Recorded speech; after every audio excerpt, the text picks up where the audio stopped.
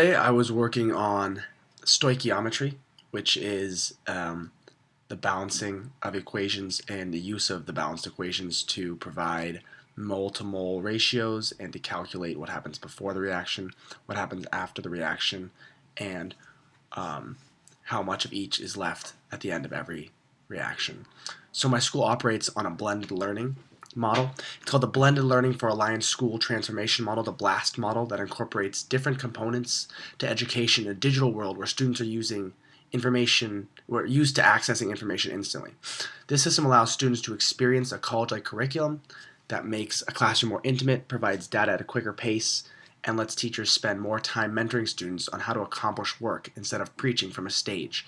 It also makes it easier for parents to get involved in the students' academics directly through the internet. So by taking lessons and incorporating digital content directly into the lesson plan, I'm able to effectively guide a larger majority of the students to the right path due to the automatic differentiation that comes with allowing students to take in the information and make it their own at their own pace. So it's like a constructivism approach to learning. This in turn promotes a self-advocacy, I think, that will hopefully push students to take their education into their own hands and maybe foster a culture of achievement that stems straight from the students and not from a higher authority directing them to do what I want them to do. So I'm able to videotape my own lessons and allow students to watch at their own pace while following along with guided notes and simultaneously facilitate discussion at a cooperative learning station while assuring that an independent workstation is on task by being proximal to them and walking around to make sure they're on task. The computers can also act as a monitor of progress by using websites such as ChemThink, which tracks their progress. They take quizzes on various concepts with different tutorials for remediation as necessary. I always splice in various YouTube clips and pictures to provide context as well. This also helps with management as my students are particularly challenging and more than a few of them are relatively or extremely violent at times. So by giving them a task that they're constantly engaged in, they can focus on that and not on each other, which is good. And W. Bates and Gary Poole discuss how technology can be effective in the classroom only if the media is directly connected to the standards being taught and students can understand the context from which the information is coming. So I feel like this was effective. So for the lesson that I approached today, the benchmark data show that on the first benchmark, only 27 of 100 students across my classes correctly answered the one question involving more complex math, leading me to believe that this unit on stoichiometry was going to be somewhat of a challenge. The learning target for this lesson was students to finally master the concept of balancing equations that we've worked on over the last month or so by completely balancing the reaction of trinitrotoluene, TNT, combusting, and by balancing the combination of hydrazine and dinitrogen tetroxide to create nitrogen gas and water. This will be assessed by an exit slip at the end of the class. The secondary learning target was to be able to make the balanced equation from before, the two that I mentioned, and know how much water is made from 2.72 moles of hydrazine. These apply directly to standards 3A, 3B, 3C, 3D, and 3E about balancing equations and understanding the mole concept and what it and how it operates. I knew that this unit manipulation was going to be a necessity to provide concrete examples for such an abstract concept. So I introduced a hanger equation for the hook for less wedges. I took a hanger and I used cards that had hydrogen on them or oxygen or nitrogen, and I connected the ones together for N2, nitrogen gas, so I clicked them together. So they still weighed the same, but you could see that they were connected together, so nitrogen gas, you had to put them both on at the same time. And so students were given a problem for their catalyst and used hangers and note cards to balance the equation by making the weight on either end even, and when they add the various elements to each side of the hanger. So they had to see that the hanger was even, that it would balance even by adding the little cards to either end. Only 35 students were in class today, but 3 of them were still off task during this section, and I pulled them over to work with me personally with a separate hanger to ensure that the exercise was being done. So I gave the students the problem of trinitrotoluene combusting, and I had them solve it themselves using the cards. And the students were asked to work as a group to formulate the answer for what the balance equation was. Of the 7 groups, 2 of them could not solve it, and 1 was very close. The other 4 solved it perfectly and had the hanger to show me as proof, so they could see that it was balanced because the hanger's weight was even. The rest of the students observed the correct answer on the hanger. I then asked the students to fill in a think bubble on how using the hanger provided an effective means to balancing the equation.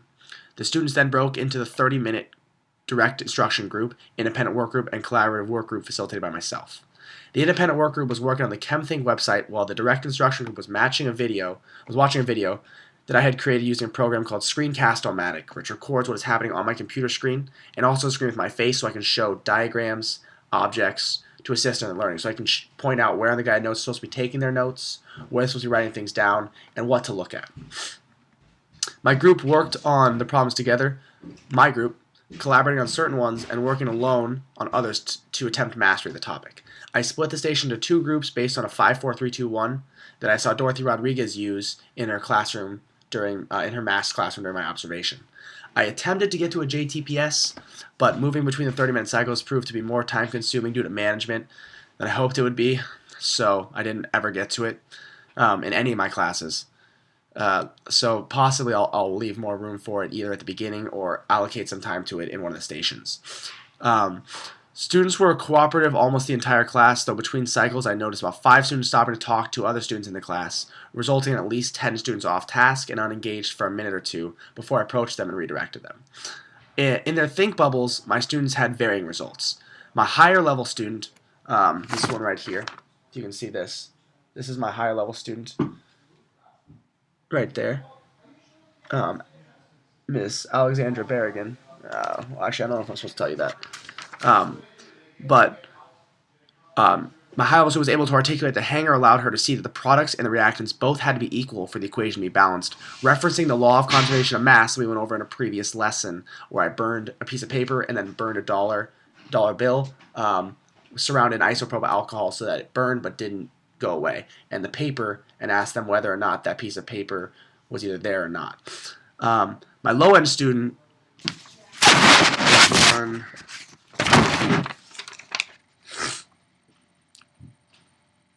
I don't know if you can see that as well, wrote that to solve the equation, you can use the hanger, and that can be the electron cloud.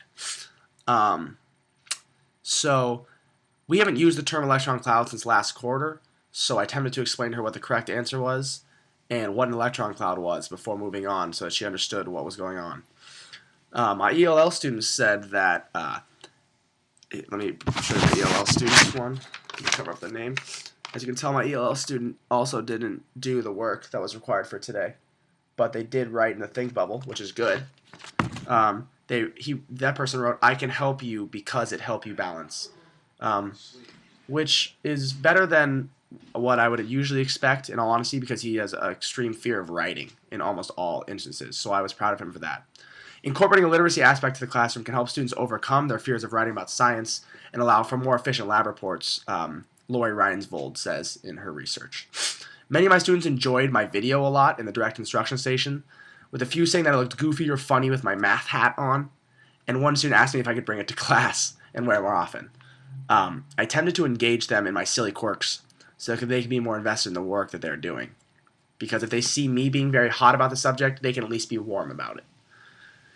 Only one student did not complete the ChemThink activity, and that student refused to do the tutorial and also refused to do the quiz. So after a few interventions where I followed the direct behavior protocol that I posted on the wall and followed from the beginning of the year, I asked him to sign a refusal to do work form and send him to the office to discuss his behavior with our vice principal.